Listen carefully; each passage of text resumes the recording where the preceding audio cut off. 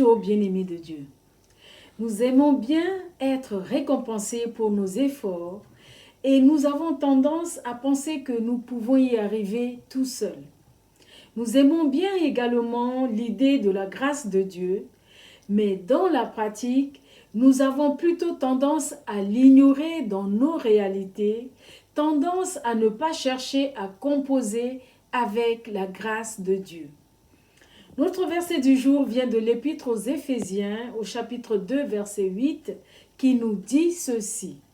En effet, c'est par la grâce que vous êtes sauvés, par le moyen de la foi. Et cela ne vient pas de vous, c'est le don de Dieu. La grâce de Dieu, c'est la faveur divine imméritée.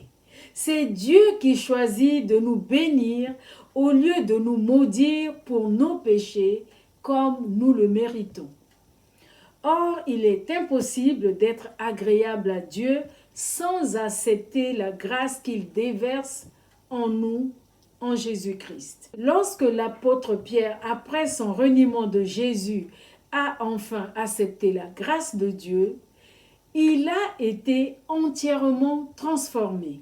Il est devenu celui qui a proclamé avec puissance la bonne nouvelle aux Juifs et aux non-Juifs, et le serviteur qui a guéri beaucoup de malades au nom de Jésus. Aucune de ses œuvres n'a été accomplie par sa force propre, mais par la puissance de Dieu. En effet, c'est dans notre faiblesse que Dieu manifeste sa force. L'histoire de Pierre, c'est le récit de la difficulté d'accepter la grâce de Dieu. Et c'est aussi une révélation de la vie qui nous est réservée lorsque nous abandonnons finalement notre autosuffisance pour accepter sa grâce abondante. L'apôtre Paul commençait souvent ses lettres par ces mots. Que la grâce et la paix vous soient données de la part de Dieu notre Père et du Seigneur Jésus-Christ. Dieu est l'instigateur de la grâce et toute grâce émane de lui. Comprenons que la grâce, c'est Dieu qui offre le plus grand trésor à nous tous qui ne le méritons pas.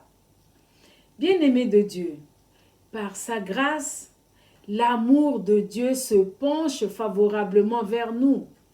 Dieu nous tend la main pour nous tirer vers lui en Jésus-Christ.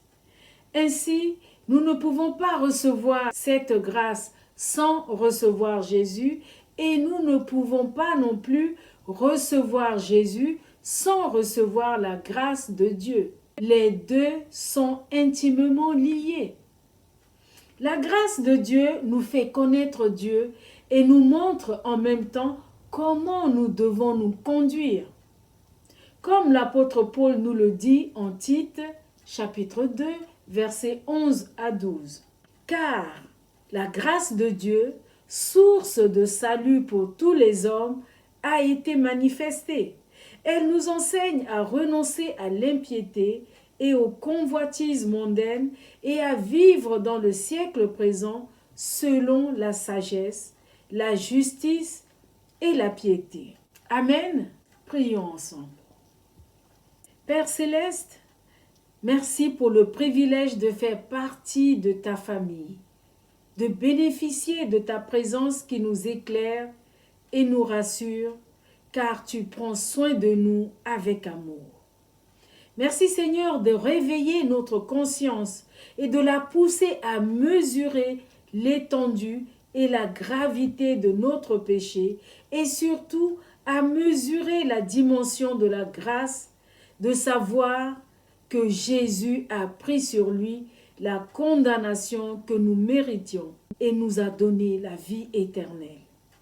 Merci Seigneur pour cette grâce infinie. Amen.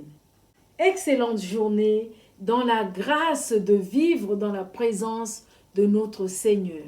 Soyez tous bénis.